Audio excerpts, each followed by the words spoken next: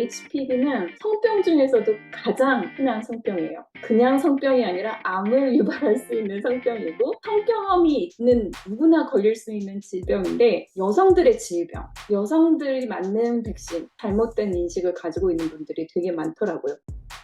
김민준 교수님은 현재 미국 신시내티 간호대학에서 조교수로 계시고 스토리텔링과 인공지능을 접목해서 한인을 위한 HPV 인유두종 바이러스 예방 연구를 하고 계신 교수님입니다. 반갑습니다. 네, 안녕하세요. 반갑습니다. 간호사가 학문과 연구의 길을 가는 게 그렇게 흔한 일은 아니잖아요. 이 멀고도 험한 이 길을 어떻게 선택하게 되셨고 그 계기가 무엇인지 궁금합니다. 미국에 처음에 고등학교 때 왔거든요. 병원에서 봉사활동을 했었어요. 그때만 해도 병원의 통역 시스템이 지금처럼 잘 안 되어 있었거든요. 제가 봉사자로서 종종 통역을 부탁을 받곤 했는데 그때 이제 한번 한국인데 엄마와 딸이 서로 언어가 통하지 않아가지고 의사소통이 전혀 안 되는 거예요. 그러니까 엄마는 코리안을 했고 딸은 영어만 쓰는 소통이 안 되는 거죠. 병원에서 일하는 것에 관심을 갖게 됐는데 간호사 역할이 환자 옆에 있잖아요. 단순한 돌봄 이런 거를 떠나서 심리적으로, 정신적으로도 또 영적으로도 환자들한테 많은 도움을 줄 수 있겠구나라는 거를 좀 많이 깨닫던 시기가 있었어요. 간호학에 대해서 관심을 가졌는데 유학생 신분이었었기 때문에 제가 간호사가 되면 영주권을 받기 쉽다는 얘기를 들어가지고 그죠?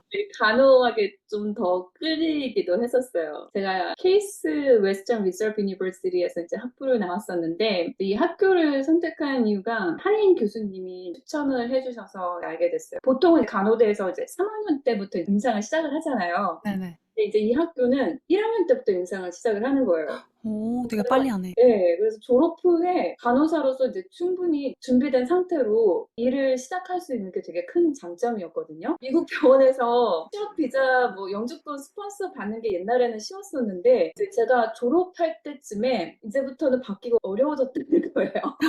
근데 제가 그때 당시에 클리블랜드 클리닉에서 잡오퍼를 2개를 받았었어요. 병원 측에서 고용이 어렵다는 거예요. 여러 곳에 막 지원서를 넣고 했는데 다 안 됐어요. 한국에 돌아가야 되나 어떻게 해야 되나 고민을 많이 했을 때쯤에 간호학교를 추천해 주신 교수님이 석박사 과정에 지원을 좀 해봐라. 저는 그때 더 공부를 하는 것보다 세상 경험을 좀 더 하고 싶었고 돈도 벌고 싶었고 석박사 과정이 저한테 마지막으로 선택하고 싶었던 동아줄 같은 거였어요. 교수님께서 너 한번 몇 개월 동안 조교로 일해봐라. 그 경험 때문에 처음으로 에이시안들이 겪는 건강 불평등에 대해서 크게 배웠거든요.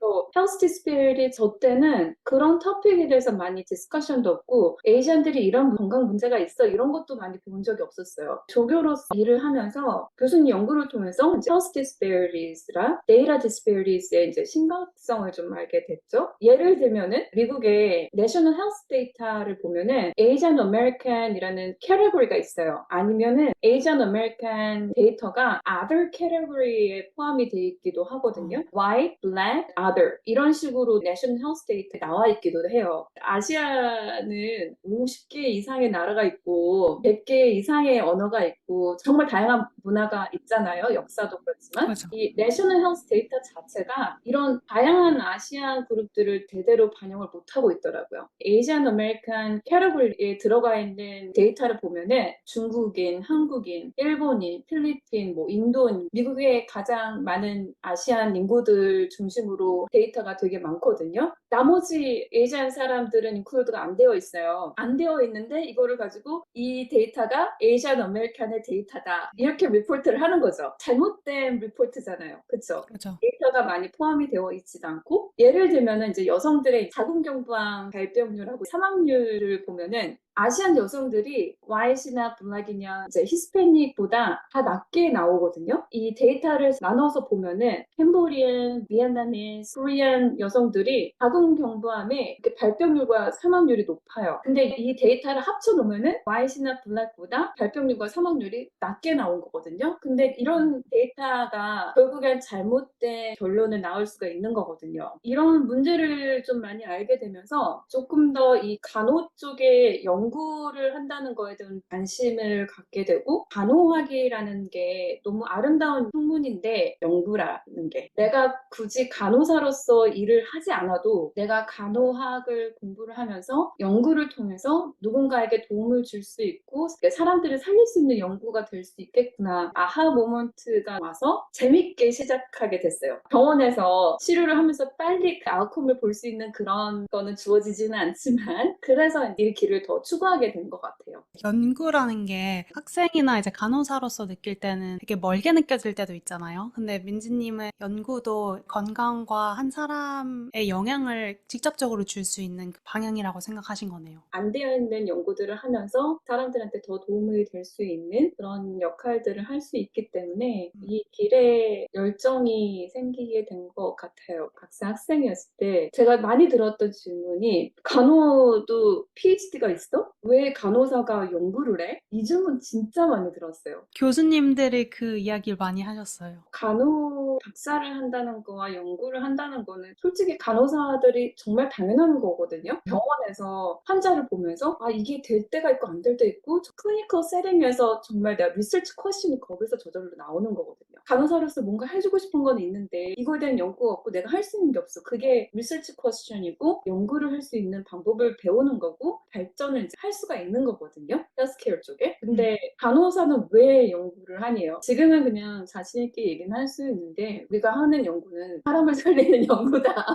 그냥 하는 연구가 아니라 우리가 병원에서 또 커뮤니티를 통해서 배우고 느끼는 이런 것들 아직까지 연구가 되어 있지 않는 부분들을 간호사로서 배울 수 있는 많은 것들이 있잖아요. 의사랑도 같이 인게이지를 하고 소셜 워커, patients and family members 많은 사람들과 상대를 하면서 질문들이 오는 거를 가지고 이제 연구를 하는 학자라고 저는 생각을 하거든요. PhD에 관심이 있는 분들 저는 추천해주고 하고 싶어요. 그냥 PhD를 디그리라고 생각하지 않으셨으면 좋겠어요. 근데 사람 살리는 연구라는 게 정말 맞는 것 같고, 간호사가 어떤 일을 하는지 잘 모르시는 분들도 많은 것 같아요. 네. 맞아요. 그래서 그런 질문이 있지 않나 라는 생각도 드네요. 간호사가 아직까지는 특히 이제 한국 분들한테서는 의사의 보조자 생각이 되는데 간호사들은 전문직이죠. 독립적인 직업이기 때문에 앞으로도 점점 그런 교육들이 좀 더 필요할 것 같아요. 미국은 그래도 간호사들을 상대로 리스펙트하는 분들이 많으세요. 한국에서는 아직까지는 좀 부족한 것 같아요. 이제 간호법도 통과됐잖아요. 그죠. 아직까지 한국 분들의 간호사의 인식은 조금 더 발전이 되어야 되지 않을까. 동의합니다. 네. 민재님께서 한인들의 HPV 예방을 위한 NIH 연구를 하고 계시잖아요. 그래서 이 주제로 연구를 하게 된 특별한 동기가 있는지 궁금해요. 아까 말씀드렸던 그 데이터를 보고 한국 여성들이 자궁경부암의 발병률과 사망률이 높다라는 거를 많이 알게 되었는데 자궁경부암의 주요 원인은 HPV라는 성병이거든요. 인유두종 바이러스라고도 불려요. Have you heard of HPV? 그러면 많은 분들이 몰라요. 한국 분들은. 혹시 자궁경부암 백신 들어보셨어요? 그러면은 아, 네, 들어봤어요. 이래요. 이게 암으로 연결이 돼서 생각을 많이 하시지 성병과 연결을 돼서 생각을 많이 못 하시더라고요. HPV는 성병 중에서도 가장 흔한 성병이에요. 그냥 성병이 아니라 암을 유발할 수 있는 성병이고 성경험이 있는 누구나 걸릴 수 있는 질병인데 한국에서는 이 백신이 주로 여성들만 맞는 걸로 인식이 되어 있어서 여성들의 질병, 여성들이 맞는 백신, 잘못된 인식을 가지고 있는 분들이 되게 많더라고요. 모르시는 분들도 많지만 아시는 분들 사이에서는 그렇게 인식이 많이 되어 있어요. 네, HPV 예방은 모든 사람들에게 중요하고 또 남성들도 백신을 맞아야 되는데 여자들한테만 많이 홍보가 되어 있고 성교육이나 성병에 대한 스티그마라고 하죠. 사회적 낙인 때문에 이런 토픽에 관해서 직접적으로 배우고 다가오고 편하게 이야기할 수 있지 못하는 그런 주제거든요. 그래서 이런 교육 프로그램을 제가 연구를 통해서 무료로 전해드리기도 하고 있고 제가 하고 있는 연구는 스토리텔링과 AI 챗봇을 이용한 교육 프로그램이거든요. 제가 박사 과정 때 Asian American Studies 프로그램을 통해서 티칭 활동도 하고 코र्스도 듣고 했는데 수업 중에 하나에 내가 경험한 것들을 리플렉션을 해서 나만의 이야기를 내가 직접 비디오를 만드는 그런 수업이 있었어요. 수업의 아웃컴이 내가 만든 비디오를 사람들한테 전달을 하는 그런 쇼케이스처럼 많은 사람들한테 가족들도 부르고 그런 게 있었는데 내가 리플렉션을 해서 만든 이 스토리가 이 사람들한테 공감하게 만든 힘이 있고 또 깊게 이해하고 이 사람의 애티튜드와 행동이 변해지는 거를 제가 그때 경험을 많이 했었거든요. 이게 내가 해야 될 거다. 아, 찾았다. 이게 건강한 행동들 변해질 수 있는 하나의 인터벤션과 에듀케이션이구나. 아, 이쪽으로 조금 더 공부를 하고 제가 한인들 대상으로부터 우선 시작을 해야겠구나 했는데 한인 처음에는 이제 여성들 대상으로 했었어요. 근데 여성들하고 얘기를 하면서 1세들과 1.5세 또 2세들의 이야기가 너무 틀린 거예요. 아, 이게 하나의 스토리면 안 되겠구나. 다양한 이야기를 담은 스토리텔링이어야 되고 앞으로는 남성들의 이야기도 담고 다양한 이야기를 듣고 배울 수 있는 비디오를 만들어야겠다. 스토리텔링을 그때부터 계속 활용하고 있고 제가 티칭할 때도 활용하고 있고 소셜 저스티스 활동에도 활용을 하고 있어요. 레이시즘이나 디스크리미네이션 이런 거에 관한 이야기를 담아서 이제 사람들한테 인식을 바꿔주는 이런 것도 예전에 활동을 했기 때문에 글로 전달하기보다 이제 스토리텔링으로 사람들한테 이제 다가가고 제가 이번에 하고 있는 연구에 AI 챗봇을 이용을 하는데 제가 스토리텔링 인터벤션을 제 연구에 쓰다 보니까 사람들이 공감을 느끼고 더 깊게 이해를 하게 되기도 해요. 근데 알면 알수록 질문이 많아지는 거예요. 이 그죠. 디지스 토픽에 대해서 더 알고 싶은데 막상 저는 어베이러블 하지 않아요. 내가 직접적으로 24시간이나 정보를 전달할 수 있는 게 무엇이 있을까? AI 챗봇을 그때 개발을 해야겠다. 그래서 다른 연구비를 받아와서 AI 챗봇을 이용을 하고 개발을 하고 한국 분들은 카카오톡 많이 쓰시잖아요. 네. 그래서 이 챗봇을 카카오톡에도 인테그레이트를 하면서 웹사이트에도 쓸 수 있는 또 잉글리시와 코리안 프리퍼런스를 할 수 있는 그런 옵션도 만들고 지금 이 연구에 쓰고 있습니다. 오토메이션을 많이 하신 거네요. 네, 그쵸. 네, 이거를 챗GPT 나오기 전에 개발을 했는데 아, 챗GPT가 나와가지고 앞으로는 조금 더 어드밴스한 챗봇을 도입해야 될 것 같아요. 너무 흥미로운 것 같아요. 요즘에 챗 GPT도 뭐 얘기 나온 지 좀 오래됐지만 간호학 교육이나 연구 이런 데도 이런 거가 접목시킬 수 있다는 게 진짜 흥미로운 것 같아요. 그 NIH 쪽에서 AI 챗봇을 인용을 한다는 거에 대해서 이노베이티브하게 본 것 같아요. 요즘 간호과도 그렇지만 다른 과들도 그렇고 챗GPT 챗봇을 쓰지 말라가 아니라 그거를 어떻게 하면 학생들 교육에 도움이 되게 쓰게 할 수 있을까를 지금 많이 고민을 하고 있죠. 공생하면서 윈윈할 수 있게. 네, 맞아요. 그래서 지금 제가 하고 있는 이 연구 프로그램은 참여하시는 분들한테 무료로 제공이 되고 있고요. 저희가 이제 랜더마이즈 되는 거기 때문에 어떤 분은 스토리텔링을 받으시고 챗봇을 받으시고 어떤 분은 두 개 다 받으시고 어떤 분은 리튼 인포메이션만 받으세요. 어떤 교육 프로그램에 더 도움이 될 수 있는지를 보는 연구거든요. 참여 대상은 미국에 거주하고 있는 18세에서 45세 남녀 모두면 해당이 되고요. 아직 HPV 백신을 맞지 않은 분들만 참여하실 수 있어요. 이 연구가 셀프-페이스고 온라인 형식으로 진행이 돼서 편안한 시간에 참여하시면 되고 온라인 설문지에 참여를 하시면은 70불 이상의 아마존 이 기프트 카드를 보내드리고 있기 때문에 부담 없이 참여해 주시면 될 것 같아요. 제가 네. 친구한테 이거 추천해서 사인업을 했는데 굉장히 빨리 됐다고 하더라고요. 그래서 시간도 그렇게 많이 들지 않고 HPV 암 예방 관련에 도움이 되는 일이니 많은 분들이 하셨으면 좋겠습니다. 아, 감사합니다. 연구를 하시고 학생들을 가르치시면서 굉장히 많은 일이 있으셨을 것 같은데 그 과정에서 어떤 점이 가장 보람됐고 그리고 어떤 게 가장 어려웠는지 말씀해 주시면 좋을 것 같아요. 이제 교수로서 활동한 건 UC에서 처음 시작을 한 거거든요. 교수로서 이제 일을 한다는 거는 또 다른 레벨이더라고요. 늘 학생이고 배우는 입장이다가 이제 학생들에게 제가 알고 있는 부분들을 실화하는 그런 역할이 되기 때문에 물론 보람이 되기도 하지만 어려운 부분들도 많고 제가 2020년도부터 교수 생활을 했는데 그때가 팬데믹, 인종차별 이런 게 뉴스미디어에서 보여지게 되고 그런 일들이 있을 때 제가 이제 교수 생활을 이제 시작을 한 거죠. 제가 보람이 됐던 거는 내가 또 인터내셔널 스튜던트였기 때문에 인터내셔널 스튜던트들이 겪는 힘든 일들과 아시안으로서 외국인으로서 사는 게 얼마나 힘든지를 알기 때문에 그래서 그 친구들의 이야기를 닮아서 소셜미디어나 프레젠테이션이나 이렇게 할 수 있었던 게 큰 보람이 있었던 것 같아요. 학생들에게도 도움을 주고 또 학교에도 도움을 주고. 근데 좀 어려운 부분이 있다고 생각을 하는 거는 정치적인 부분? 오하이오 세네이트 빌 83라는 게 있어요. 오하이오 주에서 Diversity, Equity, Inclusion 이런 토픽 있잖아요. 이런 토픽 프로그램에 대학교에서 직접적으로 영향을 줄 수 없게 만드는 법이에요. 이 법안이 지금 많이 논란이 되고 있는데 어떤 교수들은 이제 많이 반대를 하고 있죠. EDI 주제를 다루는 강의나 토론을 할 때 이제 앞으로 이거를 못하게 법적으로 막는 거기 때문에 이런 부분들이 교수로서 정말 어려운 것 같아요. 학생들의 다름과 이런 토픽 프로그램 자체가 되게 중요한데 법적 문제에서 이거를 막으면은 어떻게 학생들이 다양한 시각을 접하고 비판적 사고를 발전시킬 수 있을까? 플로리다 스테이트 같은 경우는 이런 법이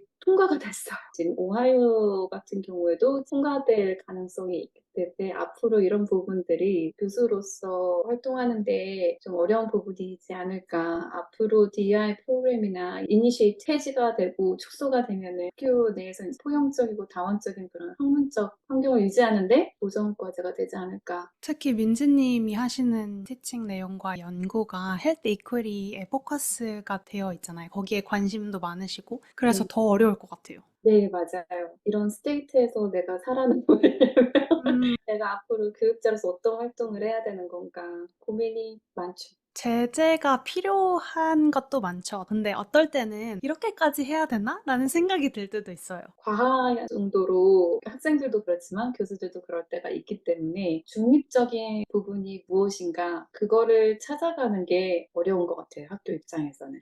그죠. 학생들도 생각해야 되고 교수님들도 생각해야 되고 연구도 생각해야 되니까 어려울 것 같아요. 교수들의 어떠한 발언이 의도치 않았지만 그게 잘못되게 해석이 되는 경우가 또 있거든요. 그죠. 이런 것들을 가지고 이제 학생들이 프로테스트나 활동도 할 수 있는 거고 학생이었을 때 내가 더 보이스를 낼 수 있는 기회가 있지 않을까 싶어요. 교수들보다. 이 주제에 대해서 아니면 다른 에피소드 생각나는 거 있으신가요? 제가 DEI 인종차별 관련돼서 이제 스토리텔링을 활동을 했다 보니까 발표를 하는 기회가 하나 있었는데 그때 어디언스들은 아시안들이 아무도 없었어요. 주제는 Anti-Asian Hate에 관한 토픽에 대해서 어떻게 우리가 Cultural Humility practice를 할 수 있으며 이란 주제를 가지고 발표를 했었는데 인터뷰를 했던 내용을 가지고 코테이션을 그대로 썼었죠. 예를 들면은 A black man follow me and scream at me, go back to your country. 그런 코테이션을 썼는데 제가 발표가 끝나고 어떤 분이 제 발표가 듣기 싫어서 스크린을 꺼버렸다는 거예요.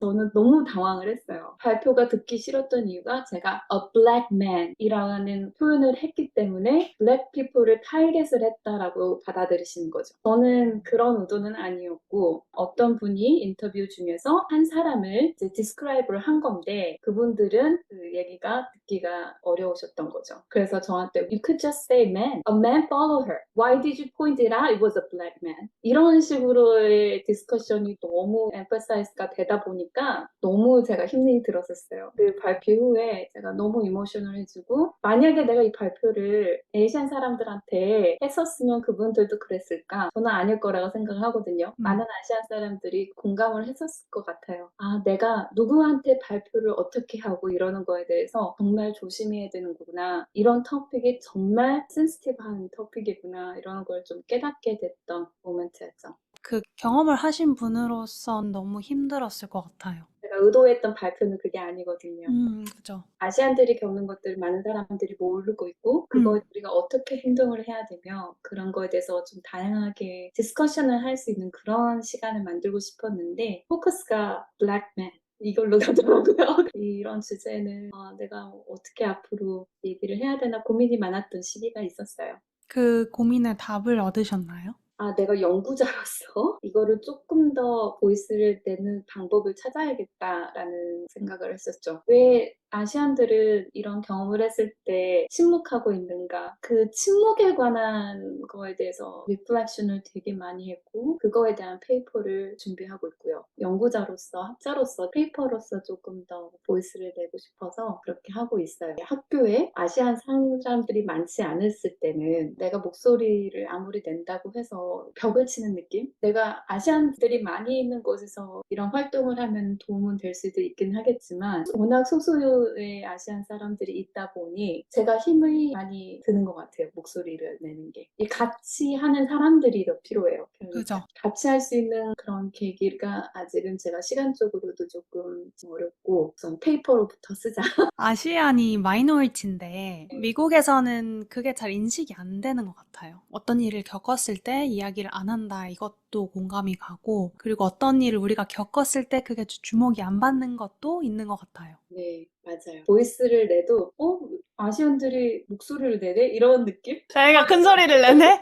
험블하고 되게 submissive하고 그렇게 생각을 좀 많이 하는 것 같아요. Modern minority 그게 되게 강하게 인식이 되어 있어서 쟤네 되게 열심히 해. 말도 잘 듣고 뭐 이런 게 좀 강한 것 같기는 해요. younger generation은 조금 더 목소리를 낼 수 있는 교육 환경이 되었으면 좋겠어요. 그래서 아까 말했던 DEI 법적으로 그걸 못하게 한다거나 그런 것들이 앞으로 minority student한테 어떤 영향을 미치게 될까 어려워지게 될 것 같아요. 아시안 안에서도 의견을 내는 방식이 그리고 파워가 더 커졌으면 좋겠네요. 민지님이 유학생으로 간호대를 다니셨다고 하셨잖아요. 박사도 하시고 포닥도 마치시고 교수가 되셨는데 미국에서 교수직을 지원하는 과정이 어떤지 전 궁금하거든요. 포닥도 유학생으로 잡을 찾기가 굉장히 어렵다고 들었어요. 노하우가 있으신지 그 과정은 어떤지 궁금합니다. 이력서는 필요하겠지? 필수!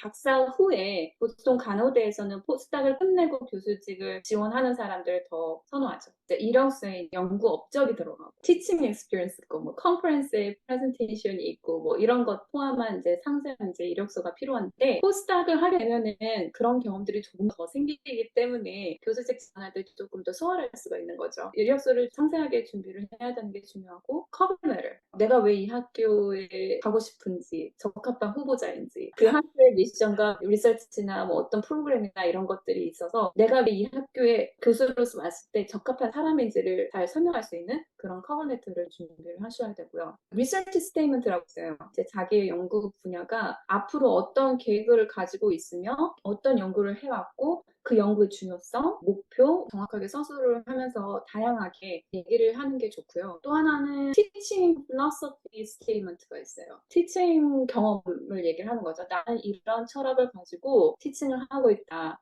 저 같은 경우에는 caring theory, caring science, caring education 이런 것들이 제가 관심 분야였고 또 스토리텔링을 이용한 이제 에듀케이션이나 이런 것들을 제가 많이 했기 때문에 그런 부분에 관해서 이제 티칭 스테이트먼트를 준비를 하죠. 학생들이 어떻게 지도를 하고 만약에 내가 학생을 티칭하면서 어려운 부분들이 있었는데 이런 부분들을 어떻게 해결을 했다 이런 얘기도 좋은 얘기가 되죠. 다양하게 어떤 티칭 경험들이 있는지 본인 관점이 어떤지 교육에 대해서 특히 nursing education에서 또 하나가 있어요. 요즘 많이들 이제 리퀘스트를 하는데 diversity statement라고 applicant가 다양한 배경 학생들한테 어떻게 다가가고 협력하고 학문적인 환경에서 어떻게 embrace하고 형평성 있는 거를 형성을 하기 위해서 어떤 노력을 했었는지 그런 얘기들이 담겨지면 좋죠. 프로의 계획들을 포함해서 준비를 하는 게 좋겠죠. 다이버시티 스테이트먼트는 처음 들어보네요. 저 지원할 때도 항상 있었어요. 인종차별 그런 거 시기 전에도 그건 있었어요. 있던 학교도 있고 없던 학교도 있지만 지금은 좀 많이들 인클루드하는 스테이트먼트예요. 박사 지원서에서도. 그러면 포닥을 하는 이유는 리서치에 더 포커스를 하고 업적을 만들기 위한 건가요? 그쵸? 박사 프로그램 안에서 내 논문 쓰는 시간도 부족해요. 내 연구가 끝나자마자 난 디펜스를 하고 출판을 하는 그 과정이 좀 더 시간이 필요하거든요. 포스터를 하면 좋은 게 내가 박사 논문을 퍼블리시를 할 수 있는 그 시기가 주어지고 내가 박사 때 했던 교수님이 아니라 다른 교수님의 연구를 통해서 내가 또 다른 경험을 할 수 있는 기회가 생기고요. 어떤 포닥을 하는 거에 따라 틀려요. 예를 들면 포스닥 프로그램이 있어요. NIH에서 펀딩을 받아서 끌어가는 이제 포스닥 프로그램이에요. 포스닥들이 들을 수 있는 수업들이 따로 어베이러블 하게 되는 거죠. 그래서 수업도 들으면서 교수들하고 연구도 같이 하고 본인이 애디셔널하게 할 수 있는 리서치 펀딩도 조금 주어지기도 하고요. NIH에서 펀딩을 받아서 포스닥을 운영을 하는 대학교에서 그렇게 지원을 하고 있어요. 아닌 분들은 교수님들이 가지고 있는 펀딩으로 포스닥으로 이제 가게 되는 거죠. 민지님은 어떻게 하신 건가요? 저도 이제 인터내셔널 스튜던트였기 때문에 포스닥이 찾는 게 쉽지가 않았었어요. 내가 영주권이 있느냐, 시민권자냐, 기회는 차이가 있는 것 같아요. 간호대에서 포스닥 자리가 있다는 거는 보통 NIH에서 특히 유펜이나 포스닥 자리는 프로그램 통해서 하이라는 경우가 있거든요. 근데 보통 그런 자리는 영주권이 요구가 돼요. 그 포닥 자리를 찾는 게 쉽지가 않았어요. Universal Massachusetts Medical R25라는 그랜트가 있는데 그 그랜트를 통해서 포스닥 자리를 줄 수가 있다는 거예요. 제 멘토 교수님이 UMass Medical School에도 계셨었고 좋은 기회가 있어서 그 펀딩으로 제가 들어갔다가 나중에 영주권을 받게 되면서 포스닥 프로그램 안으로 들어와서 저는 10년 넘었던 것 같아요. 오, 오래 하셨네요. 석박사도 6년 했어요. 그런 생각을 했었어요. 나는 인터내셔널 스튜던트니까 포닥자리 못 구할 수도 있어. 내가 할 수 있는 연구들은 많이 경험을 쌓아야 돼. 박사 과정 때 프로젝트 3개 했어요. 하나는 qualitative study, 다음에는 storytelling intervention 개발하는 거, 그 인터벤션을 사용한 파일럿 랜더마이즈 컨트롤까지 가는 스터디를 했어요. 대단하시네요. 민지님이 6년과 3년의 긴 연구와 티칭을 위한 준비를 하시고 지금 교수로 계신데 간호 교육자가 없다라는 얘기를 되게 많이 하잖아요. 그래서 민지님의 관점으로 간호학 안에서 리더십과 교육의 미래가 어떨 것 같은지 알고 싶어요. 미국은 정말 다양한 인종과 문화가 있는 나라잖아요. 병원이나 학교 같은 곳에 다양성을 잘 반영이 안 돼 있는 것 같아요. 예를 들면 에이전이 10%라고 해요. 미국에서. 병원 의료 전문가가 10%가 있어야 되고 학자들도 그렇고 리플렉트 할 수 있는 게 필요하다고 생각을 하거든요. 병원이나 학교 같은 곳에 이런 다양성을 잘 반영할 수 있는 학자들과 의료 전문가들이 필요한데 많이 부족하죠. 다양한 배경을 가진 사람들을 더 이해하려면 그런 학자들과 의료 전문가들이 필요하거든요. 그런 부분에 대해서 계속적으로 DEI가 학교 안에서도 병원 안에서도 활동이 되어야 된다고 생각해요. Recruiting more underrepresented scholars, students, nurses 이런 아웃리치를 계속하면서 좋은 교육을 배울 수 있는 기회들을 많이 줘야 된다고 생각을 하는데 그 부분들이 참 어려운 것 같아요. 제가 석사할 때 필리핀인 교수님이 계셨거든요. 그분이 자신이 학부생일 때 필리핀인 간호대 교수님이 계셨대요. 근데 그 전까지는 아시안 교수를 간호대에서 보신 적이 없다는 거예요. 그래서 그분을 보고 나도 저기에 설 수 있겠다 이 생각을 하셔서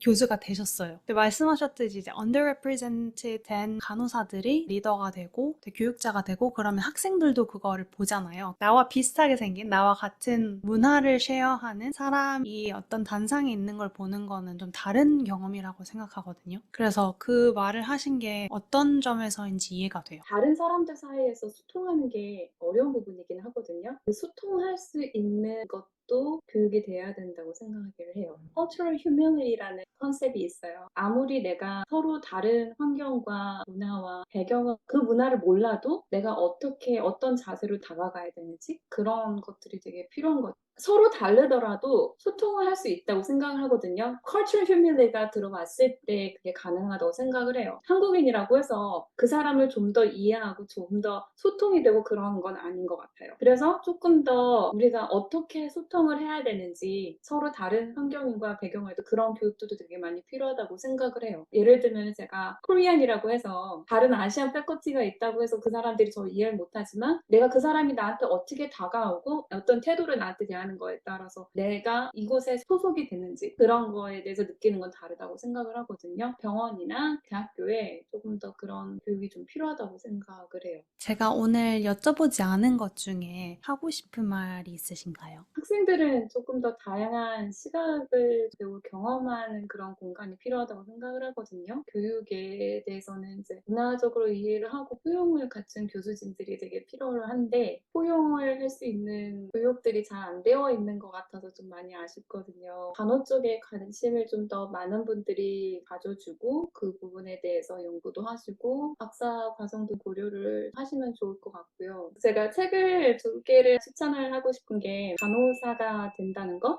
근본적인 변화를 위한 부름, 이런 책인데요. 이 책은 미국의 패트리샤 배너라는 교수님이 너싱 에듀케이션에 관해서 쓰신 책인데 한국 교수님들이 번역을 해서 만든 책이에요. 이 책을 추천드리고 싶은 이유가 가끔가다 내가 왜 간호사가 됐지? 왜 내가 더 공부를 해야지? 그런 질문을 가지고 계시는 분들이라면 책을 한 번쯤 읽어봐도 좋으실 것 같다는 생각을 해서 추천을 드리고 싶고요. 나머지 하나는 제가 편집자로서 그리고 또 저자로서 출판을 한 책인데 그 책은 1.5세의 한국인들이 겪는 다양한 경험들, 엄마와 딸의 갈등이라든지 아니면 1.5세들이 2세들과 1세들과의 어떤 건강 행동이 다름이 있는지 다양한 주제들로 연구하시는 분들이 같이 모여서 책을 편집을 한 거거든요. 내 자신이 1.5세라면은 조금 더 생각할 수 있는 기회가 되지 않을까 그럴 것 같아서 이 책을 추천해 드리고 싶어요. 저도 1.5세인데 1.5세들이 참 어려운 게 가끔 1세들한테도 속하지 못하고 2세들한테 속하지 못하고 이쪽 저쪽 왔다 갔다 할 수 있지만 나만의 아이덴티티가 뭘까? 이걸 고민하는 사람들도 많은 것 같아요. 제 자신도 그런 고민을 했었고 그런 고민이 있을 때 이 책을 준비를 한 거였거든요. 공부한다고 생각하시고 왜냐면 연구들을 가지고 책을 준비를 한 거기 때문에 관심이 있으신 분들 한 번쯤 읽어보셔도 괜찮을 것 같아요. 목차를 봤는데 읽고 싶은 그런 내용들이 있더라고요. 1.5세가 섹슈얼 헬스에 대해서는 어떻게 다루는지 재밌게도 읽을 수 있을 것 같아요. 앞으로는 그런 연구들도 더 많이 필요로 할 것 같아요. 코리안도 다 같은 코리안은 아니잖아요. 미국에서는 1세들, 1.5세, 2세, 3세 다 그분들이 겪는 게 다르기 때문에 한국 사람은 이렇다 또 말을 하면 잘못된 데이터가 나올 수도 있고 그분들에 맞춘 교육 프로그램들도 따로 필요로 하기 때문에 세부적으로 연구하시는 분들이 앞으로 좀 더 필요할 것 같아요. 나중에 지원님도 박사 과정 하시게 한번 고민을 좀 해보시길 바랍니다. 여러분 박사 지원하세요.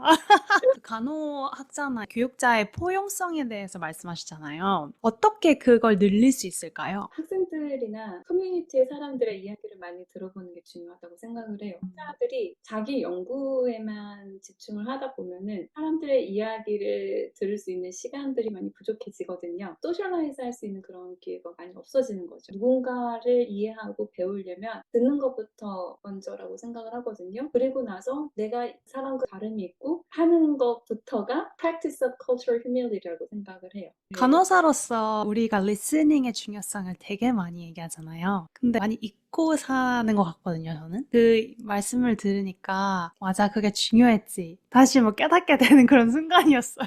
사람들의 이야기를 많이 들으면 내가 자연스럽게 험블해지는 순간들도 많거든요. 별거 아니지만 내 하나의 스마일만으로도 상대방이 달라질 수 있는 거고 내가 어떤 말을 표현을 하는 거에 따라 달라지는 걸 수도 있고 심플 제스처가 변화를 시키는 것 같아요. 교수님들이나 교육자들이 헬스케어 프로바이더들이 그걸 잊지 않고 사람들을 대한다면 그게 포용하는 부분이 아닌가 싶어요. 민지님의 연구와 민지님을 온라인으로 어떻게 만날 수 있을지 알려주세요. 이메일이랑 제 연구 설문지 참여할 수 있는 링크를 보내드릴게요. 여기 부분이 네. 저 에다가 좀 넣어주시면 네. 넣어드리겠습니다.